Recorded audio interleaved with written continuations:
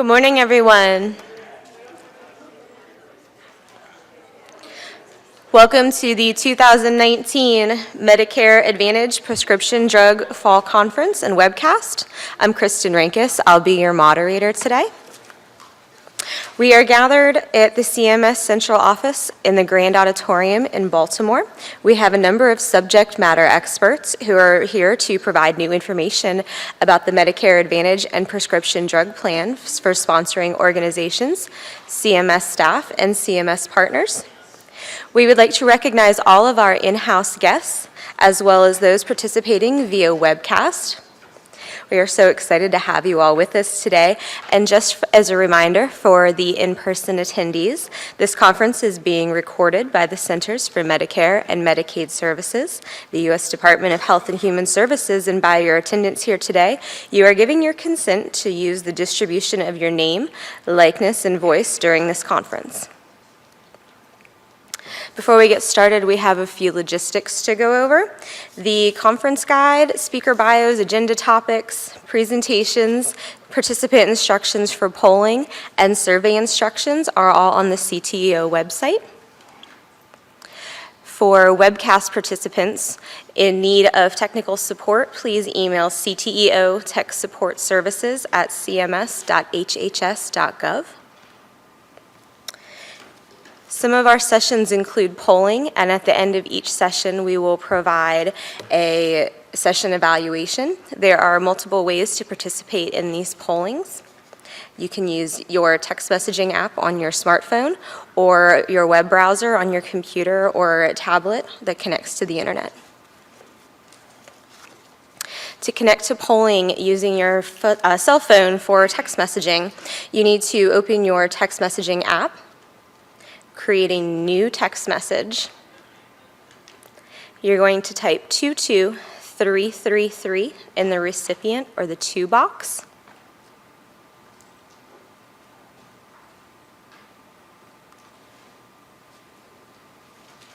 Type CMS 2019 fall into the message box. This is not case sensitive. And send your message. You should receive a return message that your session will remain open throughout the day. To submit answers for session evaluations and for polling, you will type the letter that corresponds with your answer and hit send. At the end of each session, there will be a session evaluation, and you will submit A to respond to the I would like to evaluate the session message. And you will receive a text that says, please evaluate this session, and there will be a web link similar to the one on the screen, but it will change for each session. Click the link that says Start Survey to begin your evaluation. Click Next after entering each answer, and click Finish to submit all of your answers.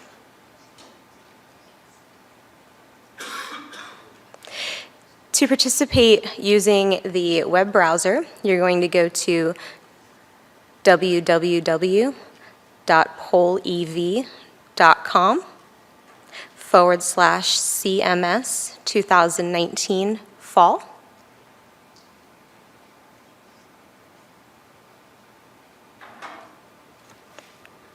You will be taken to a welcome page that says that polling is not currently in session as there are no active polls.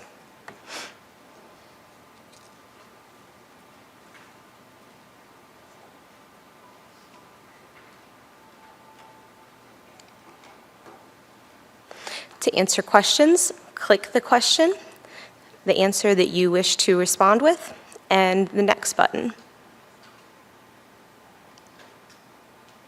For session evaluations, you will hit yes to the I would like to evaluate the session, and a pop-up box will appear with the link that will take you to the session evaluation.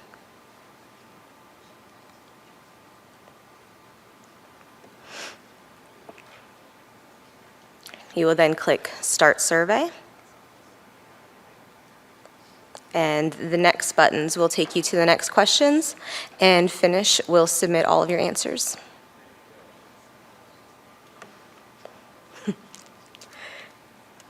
So we'll begin with a quick test question. If you are having trouble connecting to the polling software, there's a table of lovely people over on the far side here, and Matt, Jackie, or Tom can help you get connected if you're having trouble. So in the audience today, I know the person to my left, the person on my right. I know both of my neighbors, or I do not know any of my neighbors. As you can see, the answers show in real time.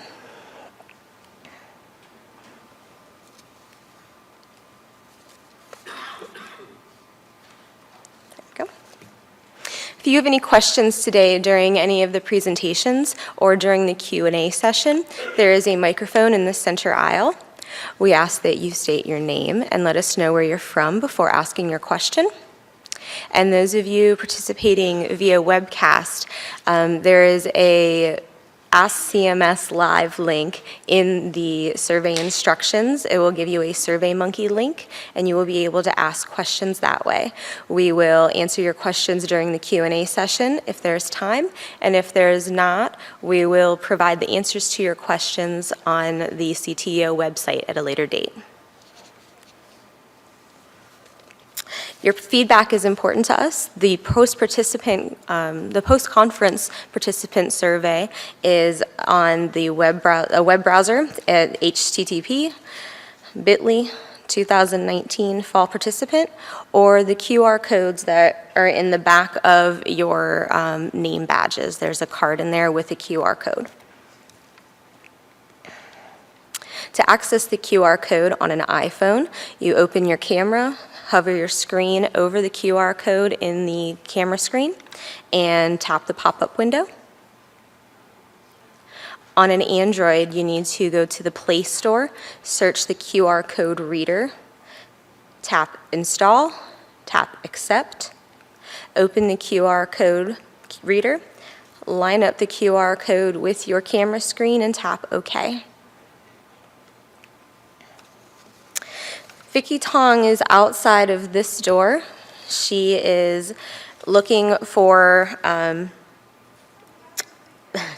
she's looking to engage PDP-sponsored volunteers to participate in user research to ensure that your needs are considered in the electronic system CMS is developing to deliver Medicare Parts A and B claims data. She will be out there until lunch today, so if that is something that interests you, please make sure to see Vicki. And without further ado, we'll get things started. Today's first presentation will provide an overview of several new transparency initiatives planned for the upcoming year, including the creation of semi-annual plan reports, enhanced fact sheets, and a searchable appeals database. Please welcome Coretta Edmondson, Natasha Franklin, Katie Hansen, and Christy Werdine.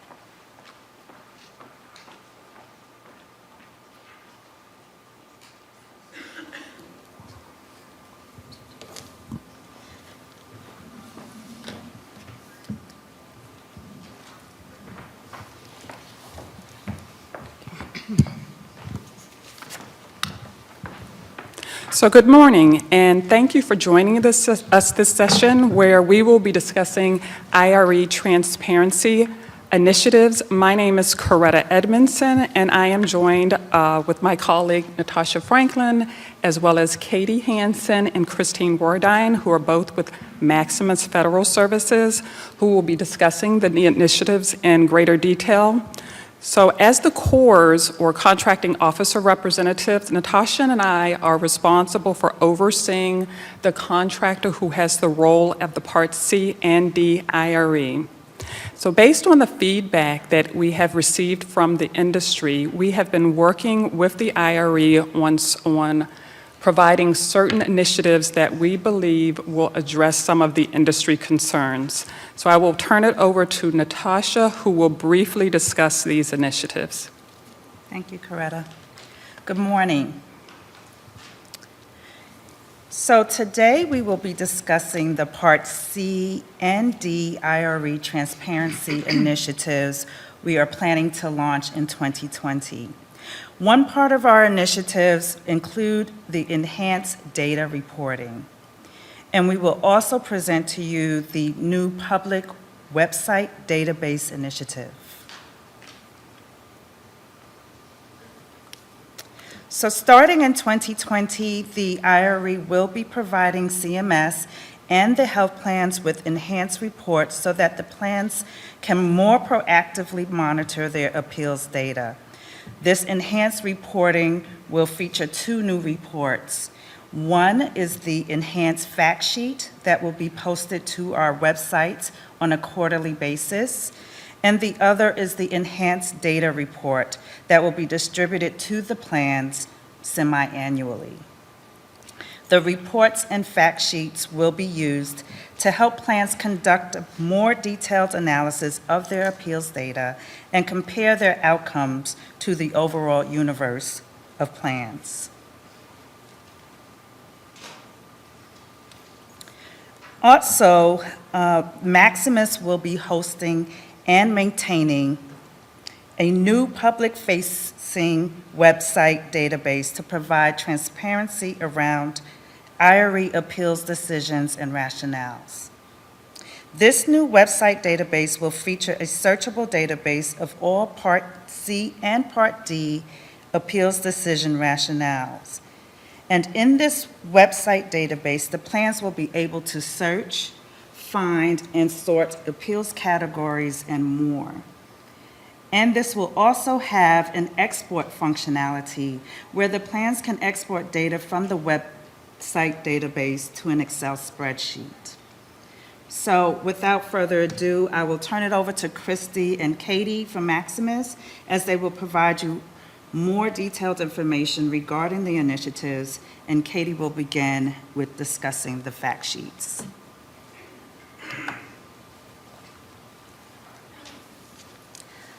Thank you, Natasha and Coretta. As many of you know, Maximus Federal Services currently publishes quarterly fact sheets that provide health plans with key data points on their IRE appeals.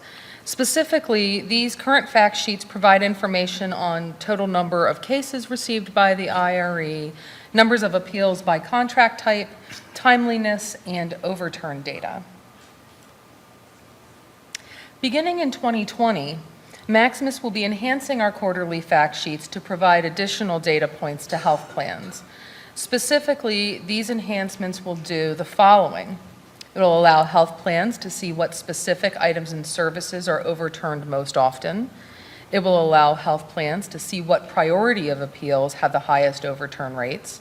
It will allow plans to see overturn rates by appeal issue, and it will allow plans to see overturn rates by issue grouping, including item and service in dispute. In addition, these enhanced fact sheets will provide more detailed information regarding IRE overturns. Specifically, the enhanced fact sheets will be able to show overturn trend data based on appeal issue categories, such as appellant dismissals, general coverage or medical necessity issues, cost sharing, lock-in, authorization issues, technical denials, and coding issues.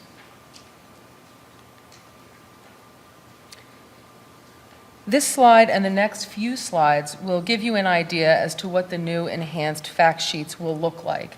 Now, I know the print on the screen here in the office is small, but you'll be able to access the slide and the rest of the PowerPoint slides along with all the other presentation slides on the conference website.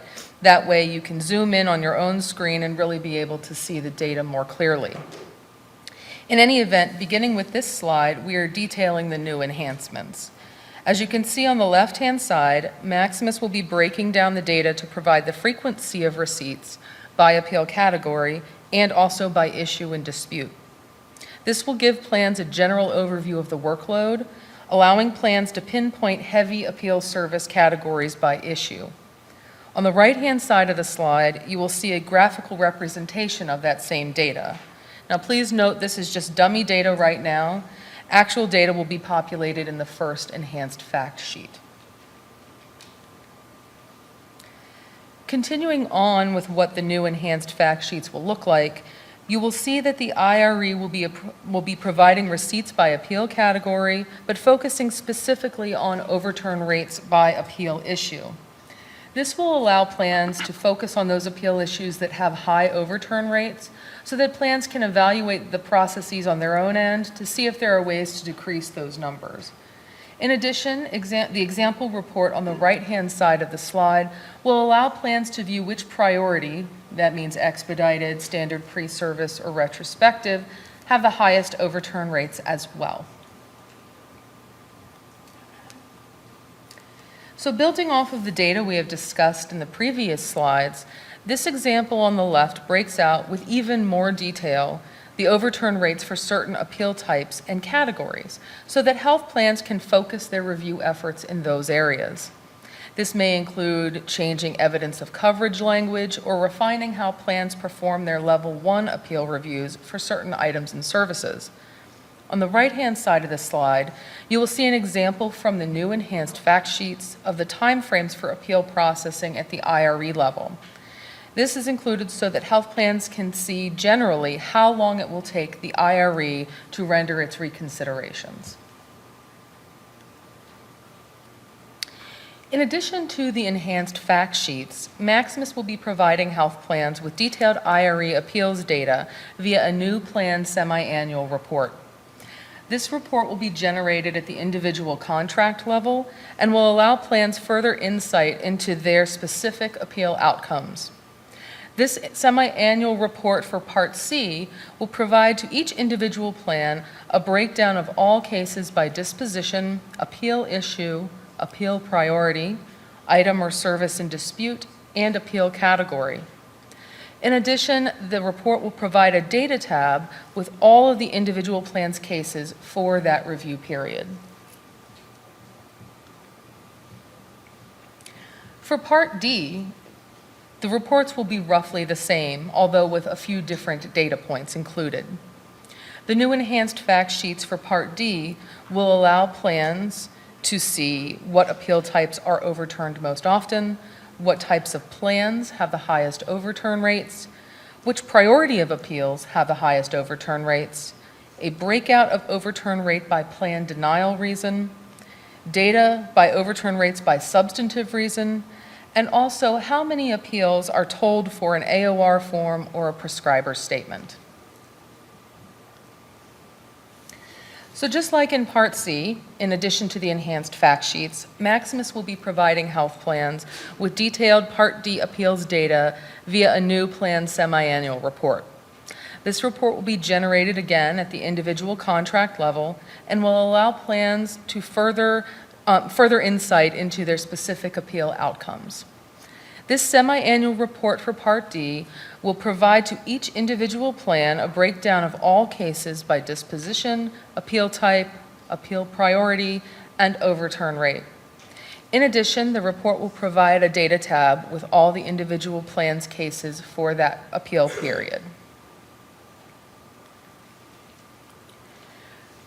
The Part D semi-annual report will capture a universe of appeals in comparison to your specific plan contract data for each of the mentioned categories.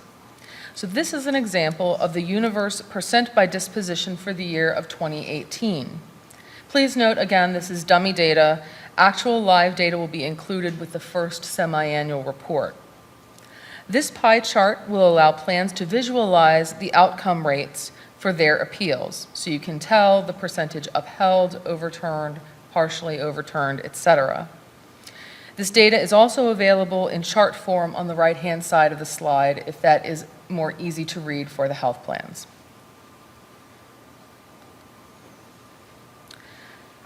This slide provides an example of what a specific plan contact data would look like. This report will be a pivot table so that each plan has the ability to visualize the data they are looking to compare. It's similar to the previous chart with more specificity for the individual health plan. In order for health plans to receive the new enhanced fact sheets and semi-annual reports from the IRE, CMS requests that all plans send contact information to us. We encourage you to send it as soon as possible, but definitely before January 1st of 2020. So for contact submissions regarding Part C appeals, we ask that you send your contact information to medicareappeal@maximus.com. And for Part D, we ask that you send it to Medicare Part D appeals at maximus.com. And I'll now turn it over to Christy Werdine to discuss our new website. Thank you, Katie, and good morning, everyone. As mentioned, my name is Christy Werdine, and I'm the project director for the Part D IRE at Maximus. One of the new initiatives that we're working on with CMS is the new searchable website database. This new website will provide a database for all Part C and Part D appeal decision rationales, excluding dismissals and withdrawals. This means that any decision determined at the IRE level will be available on this new website to allow users to search and export as needed for their own knowledge. The new website is expected to launch in early 2020 and will include any appeals decided from January 2020 moving forward. New cases will be added to the website within 2 weeks from closing date at the IRE. All cases that are retained on the website will be free of PHI or any plan identifiable information. This will ensure all cases cannot be tied to any specific appeal. One of the great features of the new website will be the ability to export search data into an Excel spreadsheet. This will give users the opportunity to search and sort by various categories and data points. As you will see in the demo in a few short moments, the website will be publicly available and will not require a login.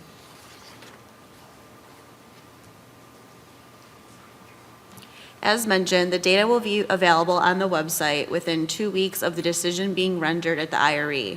We want to stress that this new website database will only show decisions rendered after the date in which the website is launched. There will be a limited amount of data available when the website database goes live. We will not be retroactively adding any appeals of the data into the website.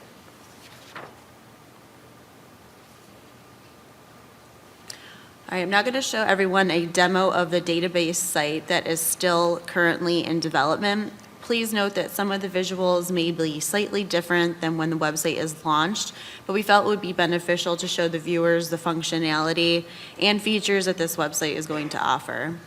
As mentioned, the site will be public-facing and available to users without a login or password. The website address information will be forthcoming once development is completed and a go-live date has been finalized. When navigating to the website database site, your screen will look similar to what is displayed here. If you already have a keyword in mind, you can simply type in the word in the search box and your results will appear below. If you're looking for more of an advanced search, you would click on Advanced Search, and then you would have additional fields that you can search by. After clicking on the Advanced Search tab, there's going to be a breakdown of appeal type, appeal item or issue, appeal category, and decision outcome. In addition to the drop-down selections, you can search for decision rationales specific to certain date ranges. This will be beneficial if there's a regulation change and it might have had an impact on the decision outcome. There's also going to be 2 free text fields, and one of those is for drug name and one of those is for condition. So please keep in mind when using the free text field, the spelling must be accurate or the results may not be displayed to your desired result that you're looking for, and it will not be case sensitive. For demo purposes only, we have added in test data to give you a visual of what your search results will look like. After clicking search, the page at the top is going to indicate how many appeals were in result of what you had typed in. And at the top right corner, there is a sort by function, and you can sort your appeal results accordingly. The cases will be displayed with case reference numbers, which are essentially fake appeal numbers. They're not going to have any reflection of the real appeal number, and this will ensure the privacy of the enrollee and the plan that are involved. As you see right below the appeal reference number, there is a header for each search result that comes up, and each of those headers is going to include the date the case was processed, the project in which the appeal was rendered for, the appeal category, the drug name, if applicable, and the condition. If the condition was not relevant to the appeal review, or if the condition was not provided to the IRE, this field is going to reflect NA.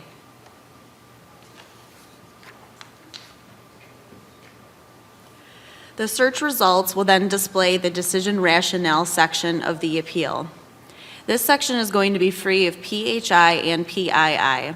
There is a collapsible link that says read more, in which the user can just simply click, and then the full decision rationale will be available for reading. Below the decision rationale, there's another collapsible part labeled coverage rules. This section will reflect the rules that were utilized in rendering the appeal that is displayed.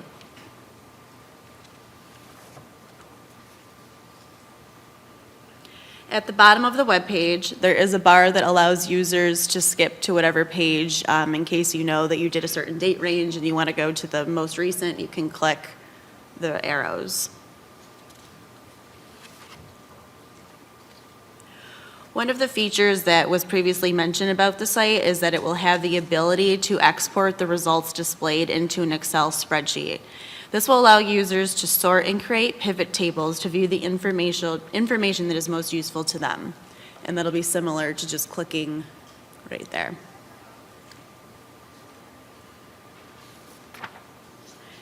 Now that you've seen some of the functionality that the new website will entail, we would like to go over some new fields that will be required for case file submissions for both Part C and Part D.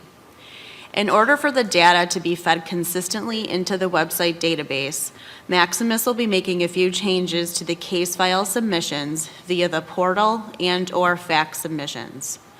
The portal will have a required field called condition, which is where plans will free text the condition, indication, or diagnosis that was used for the appeal review. Whatever condition is listed on the case file submission will be displayed in the header on the website that you just saw in the demo. If your health plan does not utilize our portal, the reconsideration background data form and the reconsideration case file transmittal form will be updated to include this field for those who use fax submissions. Maximus encourages health plans to visit our respective websites and enroll in our 24/7 secure portal for case file submissions. We would be more than happy to set up a portal demonstration for any health plans that are interested, and would like you to visit the Part C website at Medicare-Appeal.com or the Part D website at Medicare-Part-D-Appeals.com for further information. Our websites respectively will also include the link to the new website database that we just had gone over, and will give some further portal access information. If there are any questions regarding new transparency initiatives that are not addressed today, please feel free to reach out to Maximus directly at the email addresses listed here. For Part C, that's MedicareAppeal@Maximus.com, and Part D, Medicare Part D Appeals@Maximus.com.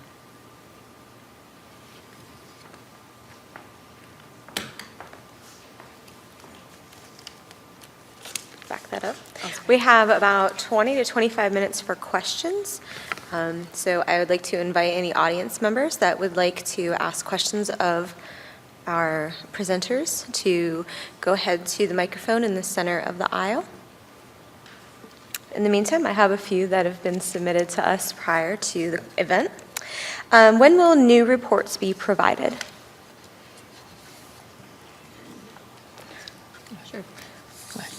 The new reports will start being dispersed to plans in January 2020. Okay. And how will health plans get these reports? These will be delivered electronically to the email addresses that health plans have submitted to us via the email boxes that we provided in our presentation. So again, we highly recommend that plans submit their contact information to both the Part C and Part D email boxes as soon as possible, but definitely prior to January 1st. Okay. And how can health plans provide the contact email address to the IRE? I think you just responded to that, right? What can healthcare plans do if they believe data in one of these reports is erroneous, or if a health plan needs to request changes to other IRE data? So this happens fairly regularly if the health plan submitted something incorrectly or if there was a typographical error in their file submission to us. So in those cases, those 2 email boxes that we've talked about like 5 times, you can submit to those. Those are manned by individual plan liaisons for both Part C and Part D. So we've got people constantly responding to those, so you can submit those requests there. Okay. And besides these new reports, is there any other data or reporting available to health plans regarding their appeals data? So yes, and hopefully plans are familiar with this. On the MedicareAppeal.com website, there is extensive plan-specific data on that website going back to 1997 up to 2018.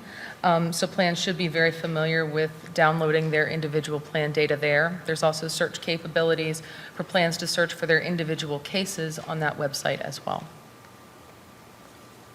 And you said the data is updated daily at 10 a.m.? We try to update it. It is definitely updated daily. We try to do it by 10 a.m. Sometimes it's 11, but it is done daily. Okay. And when will the new website database be available? So it should be available around March of 2020. March 2020, okay. And when will the new reconsideration background data form for Part C and the new case file transmittal form for Part D be available? Those will be available on the respective Part C and Part D websites prior to January 1st. Okay. And let's see, our health plan doesn't currently use the portal for case file submissions, but we would like to. How can we get access? So on our respective websites, there is the plan dropdown, and you can click Quick Portal. Within that tab, there's going to be, it will direct you to have login information. There is a manual in which you can use, and there's also an email address if you would like a portal demonstration set up, or if you have any questions or issues during your login. Okay. And will the reports and database be available to the public or contractors for comparison and inclusion in star rating databases? So the website will be public-facing, and it will be available, of course, without a password, as stated earlier. And the semi-annual reports are plan-specific, so they are not available publicly.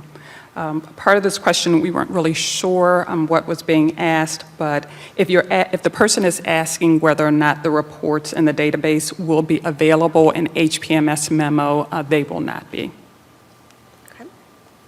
And will the upcoming initiative include the ability for plan end users to export website search results and case data to Excel?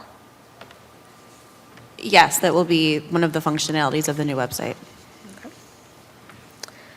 And IREs can often rely on new or different information that was provided to the Part D plan by the prescriber at the outset. Can CMS require IREs to inform plans of the evidence on which they base their decisions? So, of course, right now, the reviews are considered a de novo review, and so the IRE will review the facts and circumstances of the cases that they receive.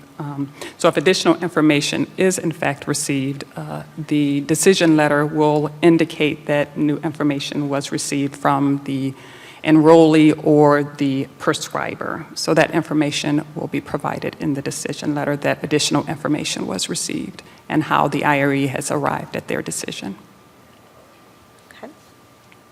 And we greatly appreciate CMS's continuing efforts to improve transparency of the IRE clinical review process. Even though we understand that plan decisions upheld by the IRE is no longer a star measure, we still have concerns about IRE overturns where the IRE receives new or different information than was available to the plan at the time of the plan's decision. Will the IRE be able to more clearly articulate that new or different information that was received? Yes, so the IRE completes a de novo review and explain how they came to the decision in the decision rationale section of their letters. The decision rationale in the letter will be searchable on the new website database for comparison. The site will not include actual appeal numbers and will be free of any PHI. The overturn reason will be considered for future website enhancements as we continue to enhance the system of the record in Mass. Okay. And 10.5.2 of the Medicare Appeals and Grievances Guidance states, for standard requests, the processing timeframe begins when the plan, any unit in the plan, or a delegated entity, including a delegated entity that is not responsible for processing, receives a request. For expedited requests, the processing timeframe begins when the appropriate department receives the request. Plan materials should clearly state where pre- and post-service requests should be sent. Their question cut off. I think they're asking where these standard requests go and when the time frames start, if that's accurate. So I will say there were a couple questions that we did receive. So one of the questions was regarding the audit protocols. So any questions that you may have, the industry still has regarding the audit protocols in the universe, those questions would need to go to that specific mailbox. We would not be able to address those questions here. And if there are specific questions that anyone has, because there was one that came in regarding the website and the star ratings, any concerns that anyone has regarding their star ratings, they would follow the normal process that's in place regarding questions and concerns that they have about the star ratings. Okay. And with no further questions, is there anything else that you would like to add? No? There's nothing else. All right, then. We will go back to our session evaluation slide. If you need a review to participate via text, you're going to text 22333 with CMS 2019 fall in the body of the text. To join, so text A. To respond via webcast, or I'm sorry, web page, you're going to go to pollev.com/CMS 2019 fall. Thank you so much, ladies. Thank you. Thank you. We appreciate it.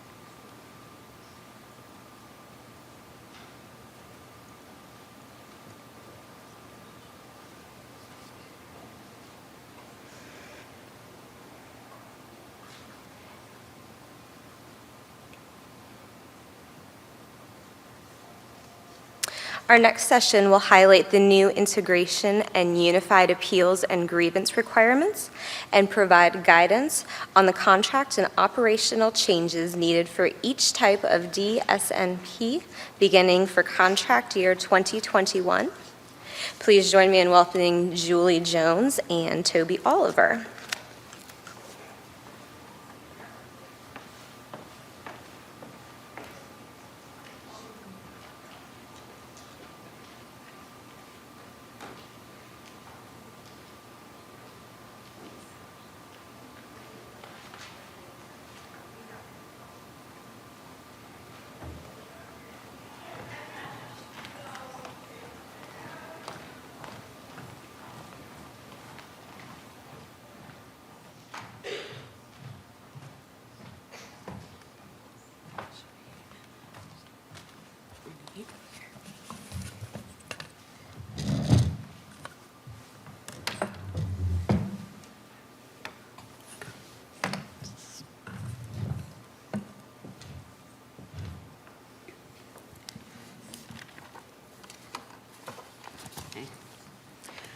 Hi, everyone. I'm Julie Jones, and this is Toby Oliver, and today we're going to be talking about the new Medicare-Medicaid integration requirements for D-SNPs. So first of all, I was going to go over some of the learning goals. First of all, the integration requirements that were included in the CMS 4185F final rule. We discussed at the spring conference. I'm going to go over those a little bit again. Then the 2021 MAPD application is currently out for public comment, so I'll discuss some of the changes that are included in that state Medicaid agency contract requirements. Then Toby Oliver is going to take over the presentation and talk about the unified appeals and grievance requirements, as well as some of the resources that we have available for you. And then we'll go ahead and open up things for questions. So I'm going to quickly go over some of the major changes to the D-SNP requirements. First of all, the BBA of 2018 authorized D-SNPs permanently for the first time since they were put in place in 2006. It also included new integration requirements for respect to Medicare and Medicaid for D-SNPs beginning in 2021. So then in the final rule, we created 3 integration pathways for the D-SNPs. And the first 2 involve some level of carve-outs. I'm sorry, not carve-outs. The first 2 are capitated options. The first is to become a fully integrated dual eligible SNP or a FIDE SNP. And the second is a highly integrated dual eligible SNP or a HIDE SNP. So I'm not going to go over those definitions in depth because we covered them in the spring conference. And the last option is everyone else, and this will be likely the majority of what the plans will fall into, is that the requirement is to notify the state and/or their designee of hospital and SNF inpatient admissions for some group of high-risk enrollees. So I'm not going to go over these next 2 slides in detail, but we want to include them because they really show what's required for a HIDE SNP versus a FIDE SNP and the differences between the 2 of them. But if you have any questions regarding what group you think your plan falls into, please come to us. MMCO is definitely available for technical assistance, and our contact information is at the end of the presentation. I did want to point out quick that for the FIDE SNP, we've been getting some questions about behavioral health, and a carve-out by the state is acceptable. So that's in this one. So as I referenced previously, those states that don't qualify as HIDE or FIDE SNPs must include a new notification requirement in their MIPA state Medicaid agency contracts. So the purpose of the integration requirement is for those D-SNPs to improve coordination between the D-SNP and the state Medicaid agency during transitions of care, such as hospital admissions or skilled nursing facility admissions. So we try to include a lot of flexibility in the requirements for the states as to the approach that best meets their needs, because we understand that the states have varying levels of integration currently. So the states can choose to use an existing system infrastructure that they currently have in place and/or health information exchanges. The flexibility allows the states to scale their integration efforts over time.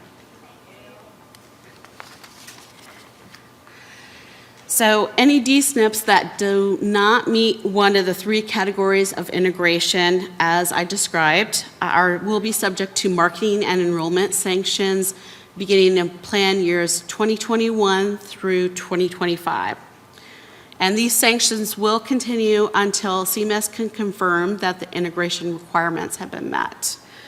And so in order to do this, CMS is going to create a process for sanctioned D-SNPs to come off sanction through a CAP process so that we can determine whether the integration requirements have been met.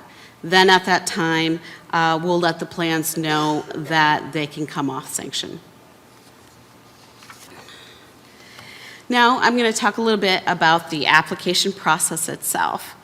So CMS released the MAPD application for public comment on September 12th, and you still have a few days to provide us comments until November 12th at www.regulations.gov. And we really do appreciate any comments that you provide to us. CMS will release the application in January of 2020, and then as in previous years, the SMACs for each state that a plan operates will be due to CMS on the first Monday in July, which will be July 6, 2020. For the 2021 review process, all D-SNPs must submit the SMAC, applicable attestations, and any applicable matrices as required. You'll note in the application that there are changes to attestation section 5.4 and the matrices in section 5.11 and 5.12.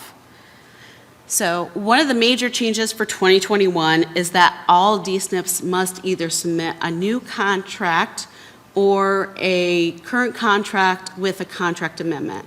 So evergreen contracts with letters of good standing will not be acceptable. As part of the attestations in section 5.4, D-SNPs must indicate which of the three criteria they meet, either the FIDE, HIDE, or notification requirements. And then CMS will look at that and determine whether those requirements have been met. Another difference in 2021 is that we'll be conducting the FIDE and HIDE determinations at the same time as we review the rest of the SMAC. So once those are finished, we'll then release the status review letters and, as applicable, any intermediate sanctions in the fall. So I wanted to take a minute to go into the new requirement for those D-SNPs that don't qualify as FIDE or HIDE SNPs. So the SMAC must specify a process for notification or arranging for another entity to notify the state and or their designee of hospital and SNF admissions for at least one group of high-risk, full-benefit, dual-eligible enrollees identified by the state. The SMAC must describe the process, the timeframe and methods by which the notice is provided, and the specific group of individuals for whom the notice is provided. There is flexibility for the state, the manner in which the notification occurs, and how the data is exchanged, as well as the specific group of high-risk individuals that is selected by the state. Also, a D-SNP or a state could arrange for another entity to perform their notification roles. So Toby Oliver is going to be shortly going over another one of the new SMAC requirements, which is that for the applicable integrated plans, they must have a unified appeals and grievance process. But overall, we really want to encourage D-SNPs to start working with their states on these requirements as soon as possible, since we know that the contracting process does take time. So I'm not going to go over these next 3 slides in detail, but we wanted to include a chart of the timeline for the SMAC process coming up, and this was included in the October 7th HPMS memo that we released.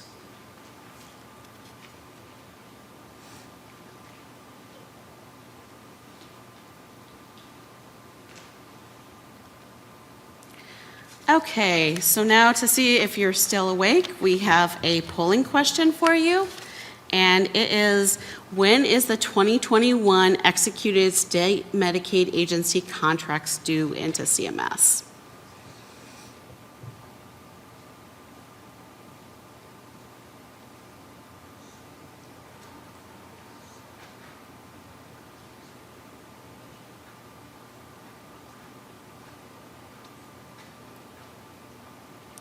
Okay, it looks like the majority of you got this correct.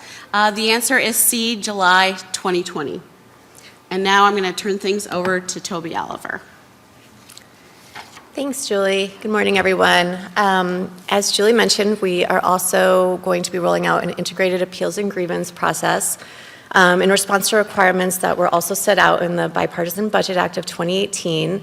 The integrated appeals and grievance process will apply to a subset of D-SNPs. That subset of D-SNPs is what we're calling applicable integrated plans, and that is D-SNPs that, through agreement with the state, limit membership to individuals enrolled in both the D-SNP and an affiliated Medicaid MCO. So a fairly small subset of current D-SNPs. This will apply as of January 1, 2021. And coming up with the integrated process, we were looking to integrate the Medicare and Medicaid requirements.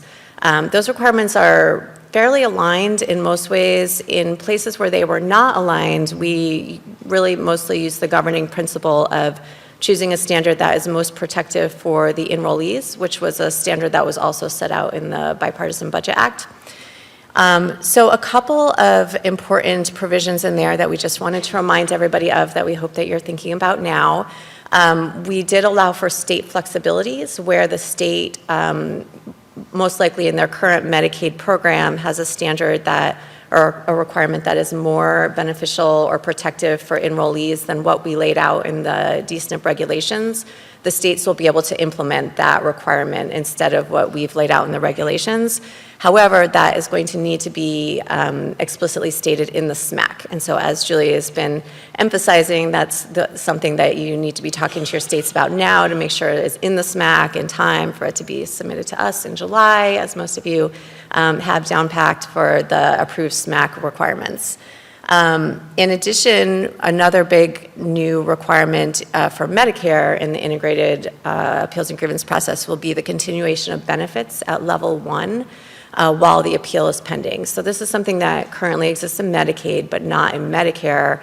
While the enrollee's level 1 plan level appeal is pending with the plan, they'll be able to continue any benefits that were previously approved. So a good example of this would potentially be like home health, something that's already in place, but the plan has let the enrollee know that they're going to reduce it or stop it or something, and the enrollee is appealing it. They can have that service continue while the plan level appeal is going on.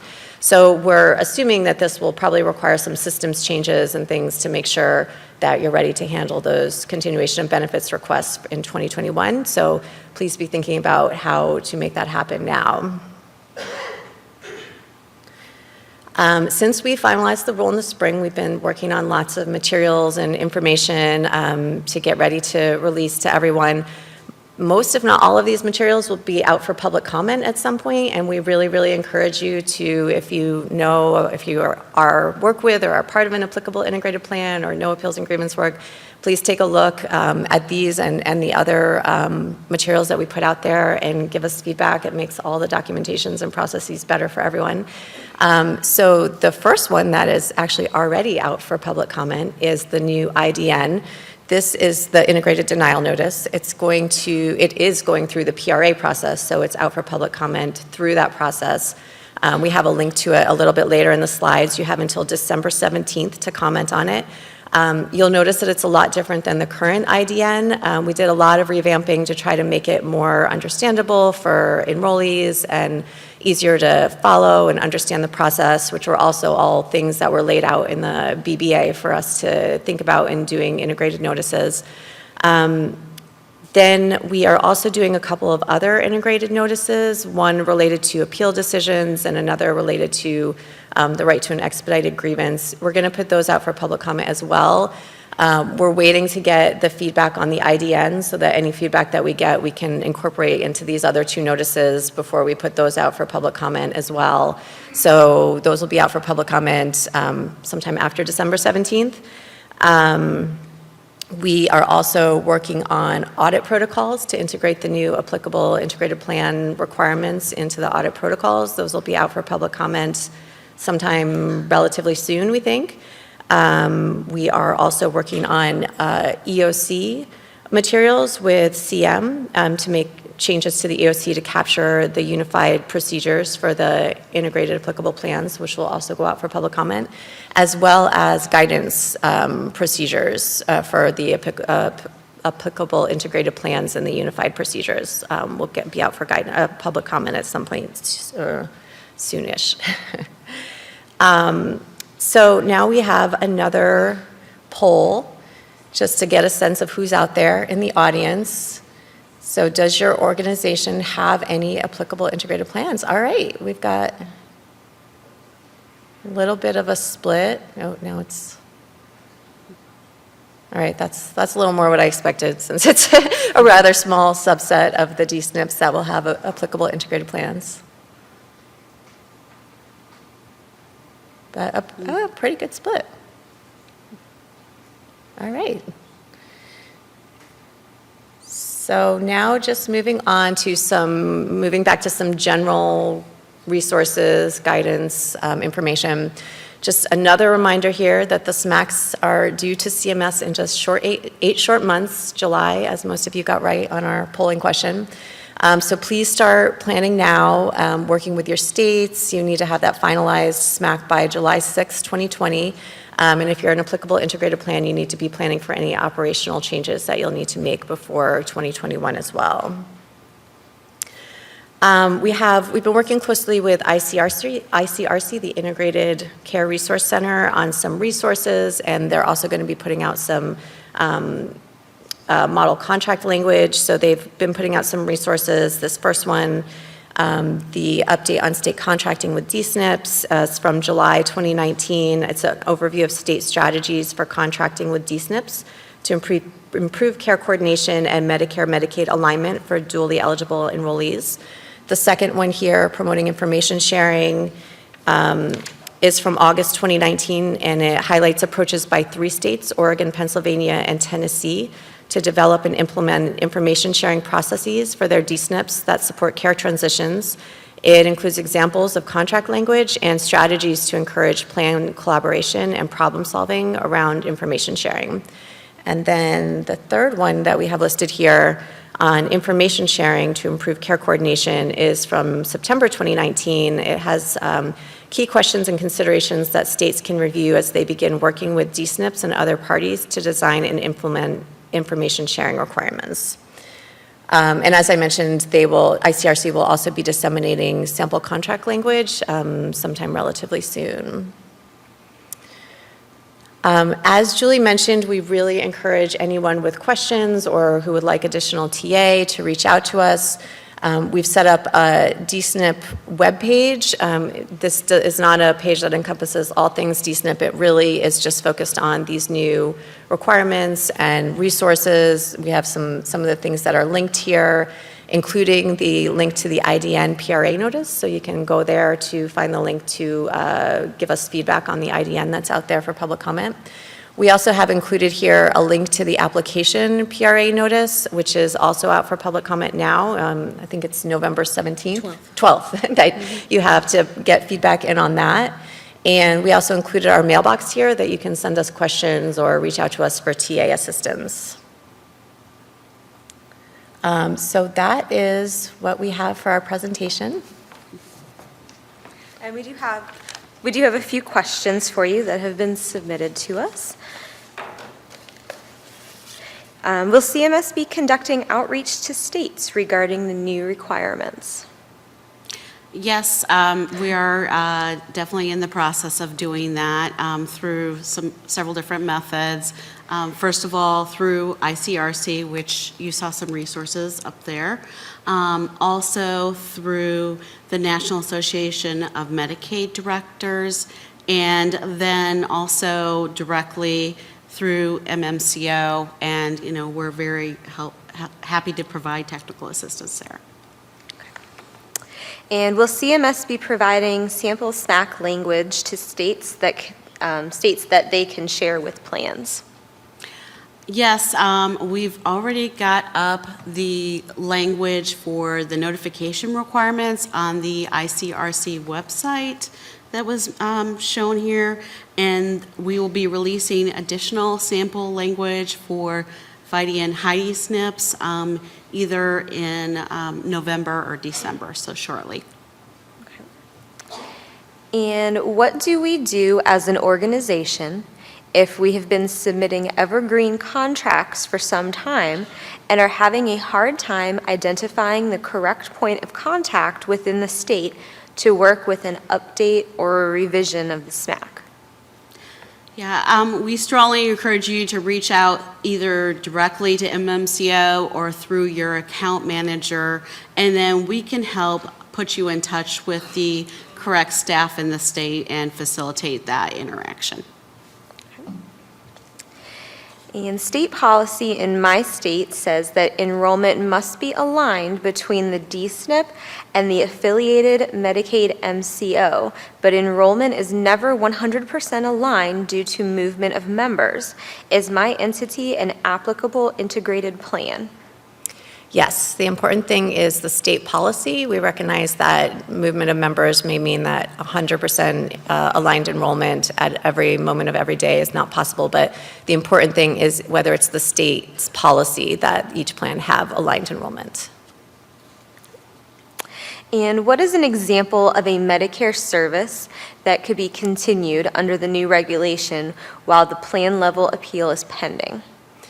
Probably the most common service where this would come up would be home health. A lot of Medicare services are more like single visits, but home health is a good example of one that could be going on for a period of time and be reduced or stopped after it was already previously approved. So that would be one where an enrollee could potentially have the service continue while they appeal to have it held at the same amount or increased, et cetera. And will separate D-SNP model materials be developed separate from the SNP models for ANOC and EOC? We'll be integrating the information and into the EOC, and we will be putting it out for public comment. Will it be separate? No, integrated. Okay. And is there an expected date for the release of CMS model SMAC language, which will support the HIDE and FIDE SMAC contract components through ICRC? Yes, as I mentioned before, ICRC is going to issue that SMAC sample language either in November or December. Okay. And this one is two parts. Will CMS be defining what is included in the CMS, what is included in the CMS definition of LTSS? If so, what is the timeline for that, or will this be deferred to the state?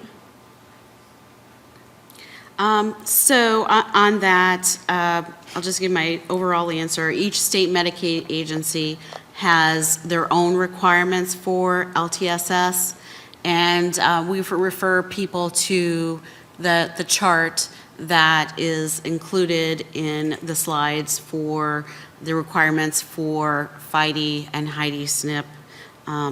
So did you want to ask the rest of it? Yeah, so Okay. they said consistent with the state policy as required by our state Medicaid agency contract with California's Department of Healthcare Services, our D-SNP plan covers LTC, CBAS, and currently MSSP under the Medi-Cal RAP process.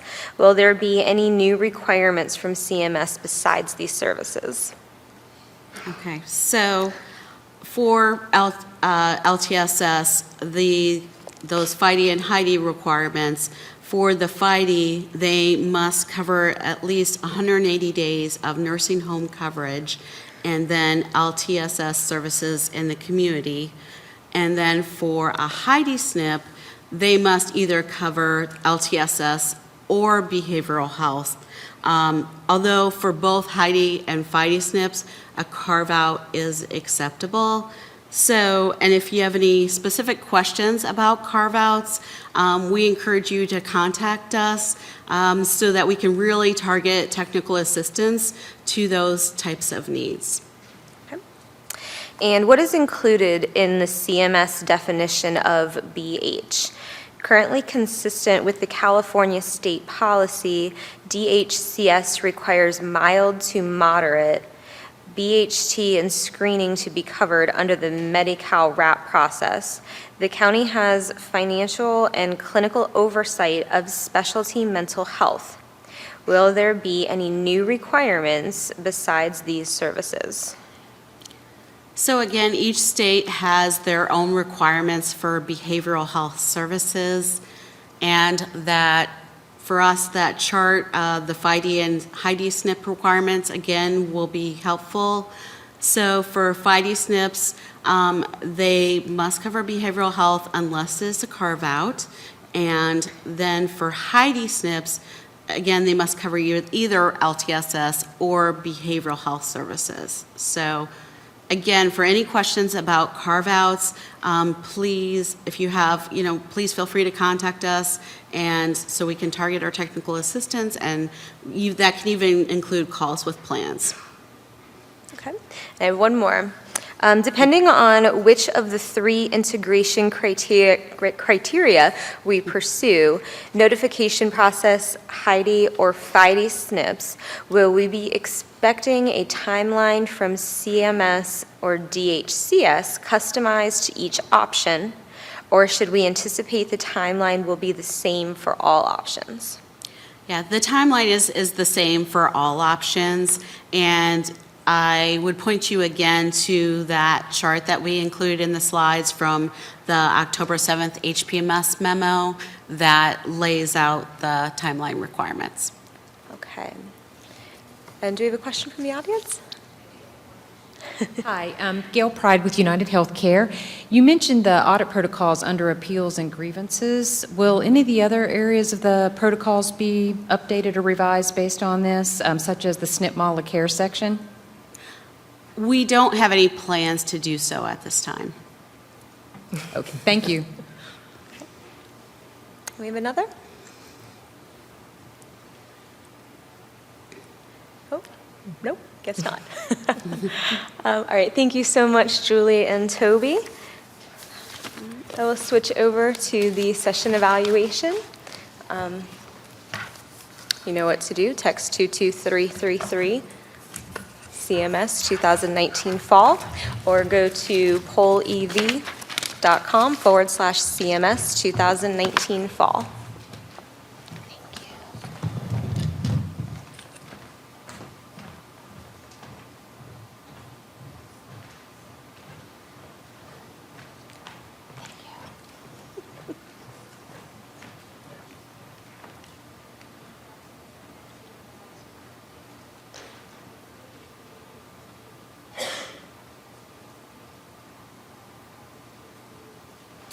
And we will now take about a 20-minute break. This would be a great time to see Vicki at the table just outside here, and we'll see you back at 11 o'clock.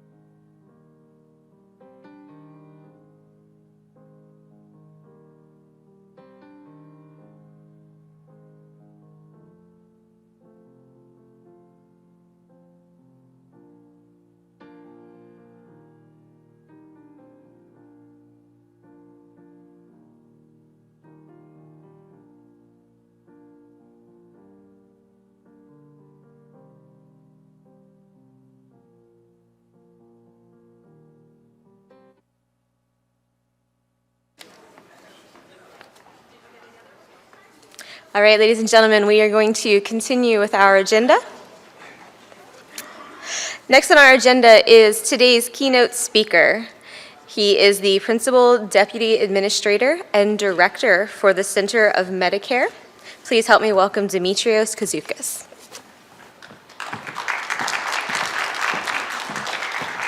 Good afternoon. I want to welcome each of you to CMS as we present our fall conference for 2019. I understand you've had a good start to the morning, and we have over 3,000 or 3,500 people or access points on the website, as well as a good attendance here in the room. So just pleased to be able to welcome you and to thank you for your participation in Medicare Advantage and Part D. MA remains a popular choice among beneficiaries and has high satisfaction ratings. And I want to give you a little bit of an update on where we are and where we're going in terms of these programs. Overall, we've been positioning the programs in order to enable plans to better compete on the basis of cost and quality, and as a result, beneficiaries are benefiting from additional choices, lower costs, and increased quality. Let me talk first a little bit about MA premiums and other savings. On average, Medicare Advantage premiums in 2020 are expected to decline by 23% from 2018 and will be the lowest in the last 13 years since the start of the MA program. Really going back, I think you'd have to go back to M+C, and it's not clear even then that it would be any lower. So really an incredible development, and I think a testament to the work that CMS has been doing in order to make the program more competitive, and the work that the private sector has done to try to gain the confidence of consumers as they serve them within the confines of our rules. The MA monthly plan premium is expected to decrease 14% to $23. This is the average premium in 2020, from an average of $26.87 in 2019. Since 2017, the average monthly MA premium has decreased by an estimated 27.9%. This is the lowest that the average monthly premium has been, again, since around 2007. In addition to the premium savings for MA beneficiaries realized as a result of increased competition, we also have similar savings in MA in Part D. And the continued decline in MA and Part D premiums over the past 3 years is estimated to save taxpayers nearly $6 billion in the form of lower Medicare premium subsidies. So it's exciting really to see these developments come about. In my view, they're not at all an accident. They're really proof that competition works and that the private sector can compete for beneficiary confidence, and that competition results in a win-win for taxpayers and for beneficiaries. And speaking of win-wins, access to the MA program remains strong, with at least 99% of beneficiaries having access to one MA plan or more. Beneficiaries have more plan choices for 2020, with about 1,200 more MA plans operating in 2020 than in 2018.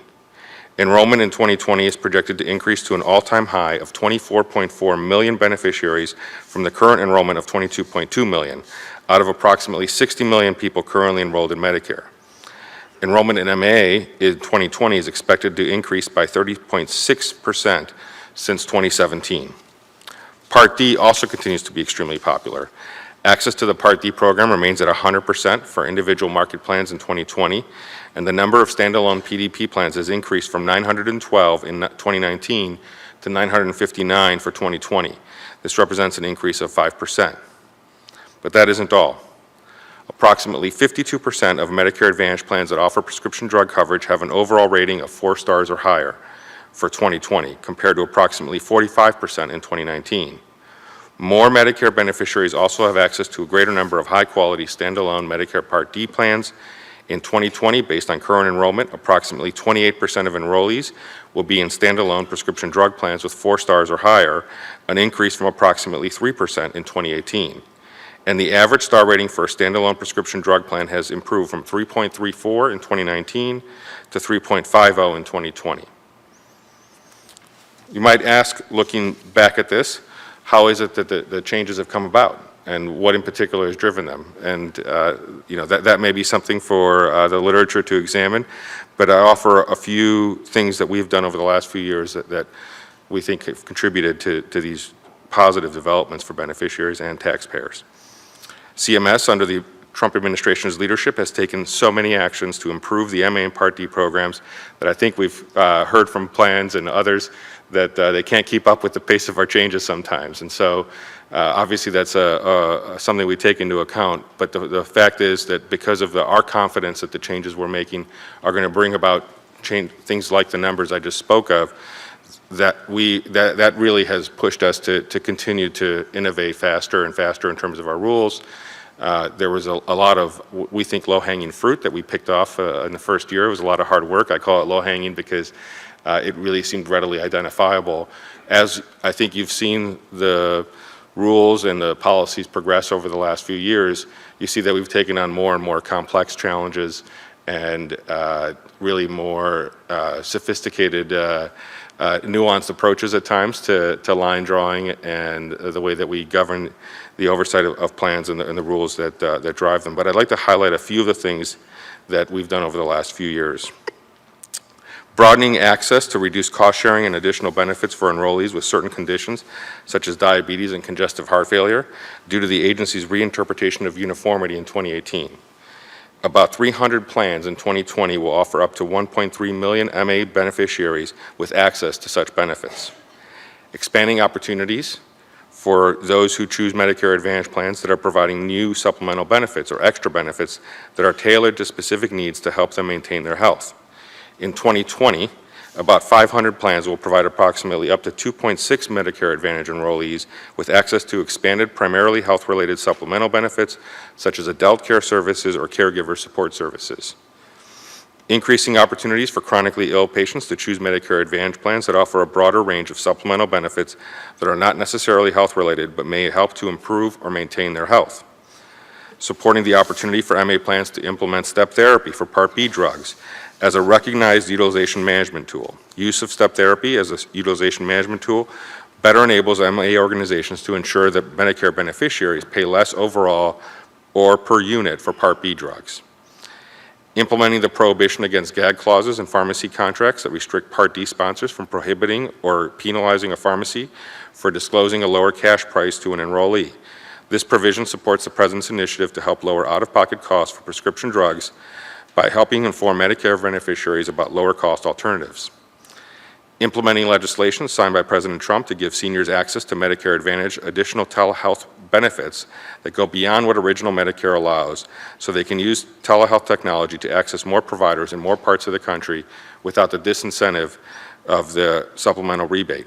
For 2020, over half of all plans will offer additional telehealth benefits, reaching approximately up to 13.7 million Medicare Advantage enrollees. Providing clinicians with more information on out-of-pocket costs and lower-cost alternatives for prescription drugs so they can discuss with beneficiaries the relative costs of drugs on the plan's formulary at the time a prescription is written. Providing beneficiaries with more drug choices and empowering beneficiaries to select a plan that best meets their need by allowing plans to cover prescription drugs differently depending on the reasons for which they are prescribed, an approach that has been used successfully in the private sector. Reducing burden that imposes costs on Medicare Advantage and Part D beneficiaries through streamlining review and approval of marketing materials and other changes to our internal processes. And while we've had great success within Medicare Advantage and Part D programs in these first few years of the Trump administration, we are not resting on our laurels. As you all know, on October 3rd, President Trump issued an executive order to protect and improve Medicare for our nation's seniors. America's seniors are overwhelmingly satisfied with their Medicare coverage. The vast majority of seniors believe that the program delivers high-quality health outcomes. Medicare empowers seniors to choose their own providers and the type of health insurance that works best for them, whether it is Medicare Advantage or fee-for-service Medicare. This administration will continue to protect and improve Medicare by building on those aspects of the program that work well, including market-based approaches in the current system. And that includes, in particular, Medicare Advantage. Through the executive order, the President has directed CMS to take a number of specific significant steps that will continually improve Medicare, including a directive to expand options and provide savings for seniors on Medicare Advantage. First, the order directs us to propose a regulation and implement other administrative actions to enable the Medicare program to provide beneficiaries with more diverse and affordable plan choices. This is a continuation of the work we've been doing and that I've just described. The proposed actions include several additional steps, some of them very specific, including changes that reduce barriers to obtaining Medicare medical savings accounts and that promote innovations in supplemental benefits and telehealth services, a payment model that adjusts supplemental Medicare Advantage benefits to allow Medicare beneficiaries to share more directly in the savings from the program, including through cash or monetary rebates, thus creating more incentives to seek high-value care. Ensuring that fee-for-service Medicare is not advantaged or promoted over MA with respect to our administration of the program. Proposing a regulation to provide beneficiaries with improved access to providers and plans by adjusting network adequacy requirements for MA plans to account for the competitiveness of the health market in the states in which such plans operate, including whether those states maintain anti-competitive laws or restrictions on health access, and enhanced access to health outcomes made possible through telehealth services or other innovative technologies. Modifying the value-based insurance design payment model to remove disincentives for MA plans to cover items and services that make use of new technologies that are not covered by fee-for-service Medicare. CMS is looking forward to swiftly implementing these bold and comprehensive policies which build on the steps we have already taken in the Medicare Advantage and Part D programs.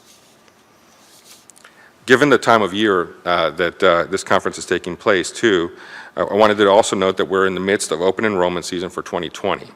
It's an exciting time for beneficiaries to take advantage of the changes in the Medicare program and shop for what works best for them. To assist beneficiaries, CMS, for the first time in a decade, launched a modernized and redesigned Medicare Plan Finder for 2020. As you all know, Plan Finder is an important resource for beneficiaries to shop and compare Medicare Advantage and Part D plans, as well as compare costs between original Medicare, Medicare prescription drug plans, MA plans, and Medicare supplemental insurance or Medigap policies. CMS has made basic updates to streamline the information on the new Plan Finder and has conducted consumer testing throughout the development of the new Medicare Plan Finder to ensure that the information that's displayed is complete, understandable, and is in plain language. These updates are long overdue, as evidenced by any comparison to other websites in the private sector that have evolved over the past decade. If you take a look at both the terms of websites that offer information specific to health plans, but also other private consumer shopping websites. And the redesigned Plan Finder is resulting in more beneficiaries being able to get through the plan results page more quickly, going all the way through the process and not getting lost and confused along the way. Prior to open enrollment, CMS collaborated with stakeholders to include improvements in the Plan Finder that directly address a number of issues with the old Plan Finder. Since it was launched, we have continued to collaborate with stakeholders about the new Plan Finder as open enrollment proceeds. And this collaboration has given us important feedback in real time to ensure that the tool provides the most accurate and informative facts to Medicare beneficiaries making important individualized choices about the delivery of their Medicare benefits. CMS is also listening very actively to all stakeholder feedback received in its first year of the new Plan Finder to ensure that the changes meet beneficiary expectations both this year and in the future. We also plan to work closely with stakeholders, including agents and brokers and plans, to allow them to continue innovating and to encourage the private sector to continue to assist beneficiaries in a competitive marketplace. For example, CMS also intends to release the real-time Medicare plan data in an API format by the end of the year to make it easier for the private sector to create additional tools to help beneficiaries make informed health coverage decisions. We expect that the private sector will continue to outpace and innovate around the type of information that we offer on Plan Finder, and we welcome that so that beneficiaries have choices around where to go for information and enrollment. I look forward to working with you to continue to provide excellent health care and value to Medicare beneficiaries in both the MA and Part D programs. Have a good conference and a good day. Thank you for your time and service to Medicare beneficiaries.